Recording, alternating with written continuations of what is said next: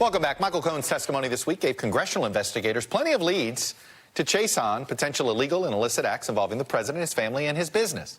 Everything ranging from possible conspiracy and insurance fraud to bank fraud and tax evasion. In fact, Bloomberg's Timothy O'Brien, who wrote the book on the Trump org, told Axios, the Trump organization has never had a proctology exam like it's about to get. And as uncomfortable as that may sound, here's another probing question. Which is the scarier scenario for the president and his orbit? That Congress is going to chase these leads, or that the folks at the Southern District of New York already have? Joining me now is a former federal prosecutor and an NBC News legal analyst, Glenn Kirshner. So, Glenn, if you knew the Southern District of New York was doing what they're doing and Mueller was doing what they're doing, and you've seen Cohen, what should the president fear more? I don't know that we can really parcel out the danger to the president. I do think that the Southern District of New York is probably evaluating whether they may be dealing with a potential RICO case, racketeer-influenced corrupt organizations. You know, it's in the early 2000s, I was trying RICO cases right here in Washington, D.C. Right. We were going after big gang activity in the city, gun running, murder for hire, drug running.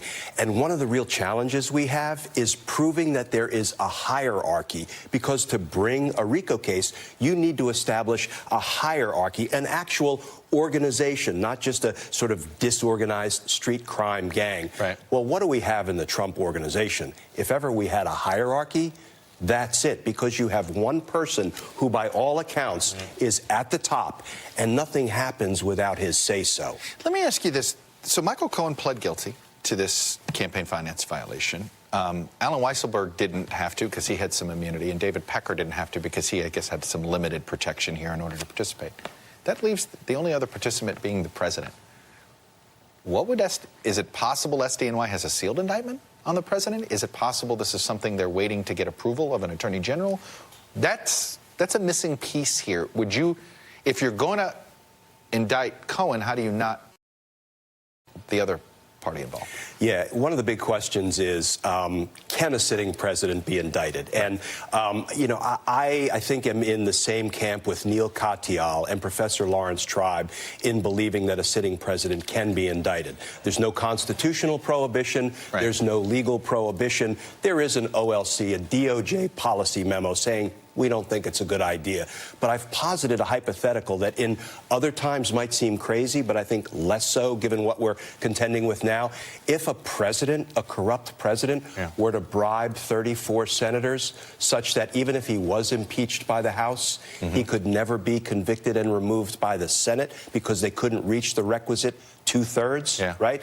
Then the OLC memo saying you can't indict a sitting president says, tough luck, America. Nothing you can do about it. I think in this day and age, when we're living with some of what we see coming out of this administration, that policy memo has to be revisited. So whether the Southern District will try to go there or will try to perhaps get the approval of Barr, the Attorney General, to indict a president and not unseal that indictment until after he leaves office is anybody's guess. I was just going to say, how often do sealed indictments or delayed indictments? I mean, that's just not something that's done very often, is it? We do it a lot, and we do it a lot. Under what circumstances? Under the circumstances where there's an ongoing gang investigation, for example. And we are asking the grand jury periodically to return sealed indictments, but we still have one or more bigger fish that we need to investigate before we're prepared to take the whole thing down. Under those circumstances, it's not at all unusual to return sealed indictments and then unseal them and do a coordinated takedown when the time is right. That could be going on here. All right. But let's talk about another aspect that may happen. Right now, it looks like the Southern District of New York is just running roughshod over the Trump organization. There is a new boss that the SDNY has to deal with, and that is Bill Barr. What, you know, if SDNY said we want to do a sealed indictment, can Barr say nope? Listen, everybody calls the Southern District of New York the sovereign district of New York because, you know, they beat their chest. They're very strong. They're very aggressive, appropriately so. And they're very good. I mean, there's a reason. I would like to think the D.C. U.S. Attorney's Office was very good, too.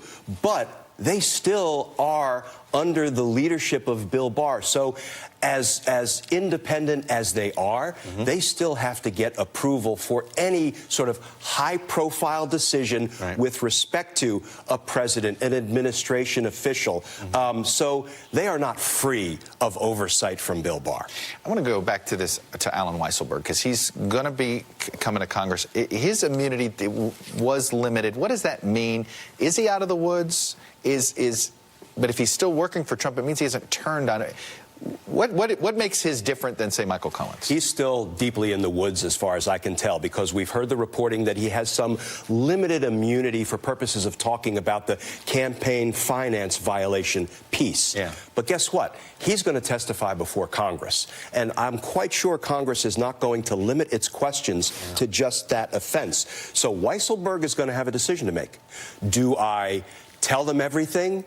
Or do I invoke the Fifth Amendment right against self-incrimination and force the government, Congress, and the Southern District of New York prosecutors to decide between granting him full immunity so he can testify about everything, or there's another way we can extinguish his Fifth Amendment right against self-incrimination.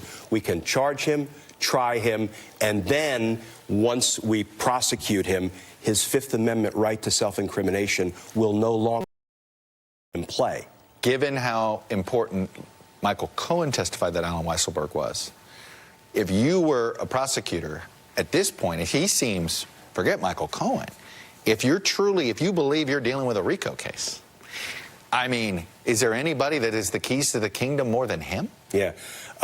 It's almost cliche that the bookkeeper is the person that the government turns to help bring down a criminal organization. It all involves a balancing of sort of the public need and how much do we need to protect the public against a potential criminal.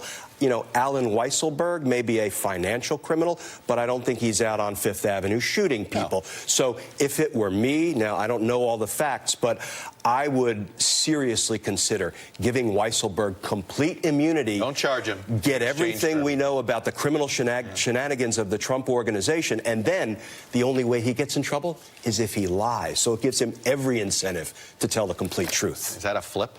Would you call that person flipping? You know, giving somebody immunity is not technically a flip. It is a way to pressure the truth out of him. Fascinating. Glenn Kirshner, former federal prosecutor. Good to see you, sir. You too, sir.